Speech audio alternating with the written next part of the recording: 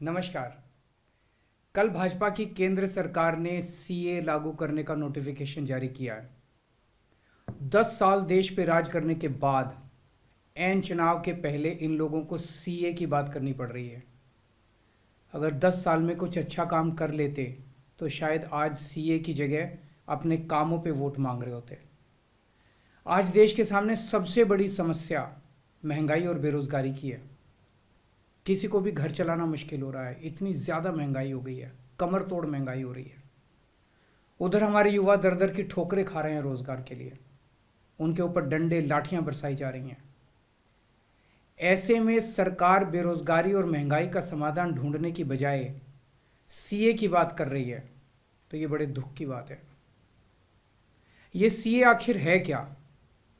BJP की केंद्र सरकार का कहना है कि 3 देश, बांग्लादेश, पाकिस्तान और अफगानिस्तान, इन 3 देशों के अल्पसंख्यक जो हैं वो अगर भारत की नागरिकता लेना चाहें तो उन्हें भारत की नागरिकता दे दी जाएगी।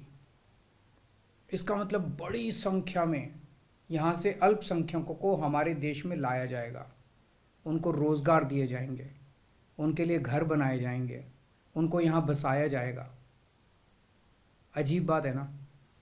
बीजेपी की केंद्र सरकार से हमारे बच्चों को रोजगार दिए नहीं जा रहे, पाकिस्तान से लोगों को लाके उनके बच्चों को रोजगार देना चाहते हैं। हमारे लोगों के पास तो घर नहीं है, भारत के तो ढेरों लोग बेघर हैं, लेकिन बीजेपी वाले पाकिस्तान से लोगों को लाके उन्हें भारत में बसाना चाहते हैं, उनको घर देना चाहते हैं। हमारे रोजगार उनके बच्चों को देना चाहते हैं, हमारे हक के घर उनमें पाकिस्तानियों को बसाना चाहते हैं। भारत सरकार का जो सरकारी पैसा हमारे परिवार और देश के विकास पे खर्च होना चाहिए, वो पैसा पाकिस्तानियों को भारत में बसाने पे खर्च किया जाएगा।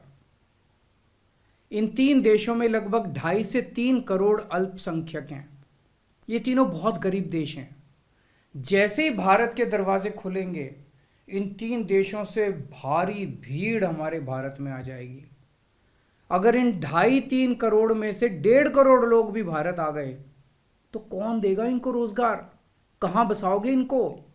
बीजेपी वाले अपने घर में बसाएंगे क्या इनको? इनके अपने घर में रखेंगे क्या इनको? बीजेपी वाले देंगे क्या इनको रोजगार? कौन देगा इनको रोजगार?